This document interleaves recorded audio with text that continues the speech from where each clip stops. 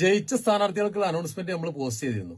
അപ്പോഴാണ് തോൽക്കുമെന്ന് ഉറപ്പുള്ള കുറച്ച് സ്ഥാനാർത്ഥികളെ വിളിച്ചത്, ഞങ്ങൾക്കൊരു അനൗൺസ്മെന്റ് ചെയ്യണം എന്ന് പറഞ്ഞിട്ട്.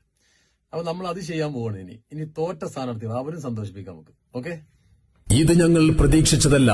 ഈ നാട് ഞങ്ങളെ ഒറ്റുകൊടുത്തു. കുടുംബ സംഗമത്തിലെ ബിരിയാണി വിളമ്പിയ പ്ലേറ്റ് എണ്ണി നോക്കിയപ്പോൾ ഞങ്ങൾക്കായിരുന്നു 218 വോട്ടിന്റെ ഭൂരിപക്ഷം. പല്ലിൽ കുത്തിയ ടൂത്ത് പിക്കുകളുടെ എണ്ണത്തിൽ 900 ഞങ്ങൾക്ക് ഭൂരിപക്ഷം. 500ന്റെ നോട്ടിന് 1 വോട്ട് കണക്കിൽ കൊടുത്ത കാശിന് 170 ഞങ്ങൾക്ക് കണക്കിലെ ഭൂരിപക്ഷം.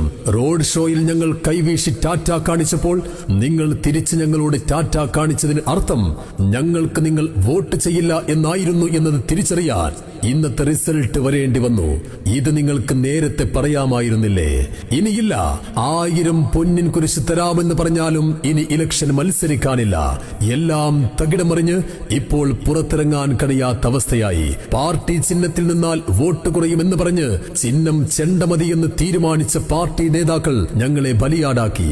ഇപ്പോൾ നാട്ടുകാർ ചെണ്ട കൊട്ടുന്ന രീതിയിലേക്ക് ഞങ്ങളെ മാറ്റിയതിൽ പാർട്ടിയോടും ഞങ്ങൾ അമർഷം രേഖപ്പെടുത്തുന്നു. കൂടെ നടന്ന് മുന്നിലേക്ക് തള്ളിവിട്ടവർ പിറകിൽ നിന്ന് കുത്തുകയായിരുന്നു. പ്രചാരണത്തിന് കൂടെയുണ്ടായിരുന്ന ഭൂരിഭാഗം പേരും ഇന്ന് വിജയിച്ചവന്റെ കൂടെ DJ പാട്ടിന് താളം പിടിക്കുകയാണ്.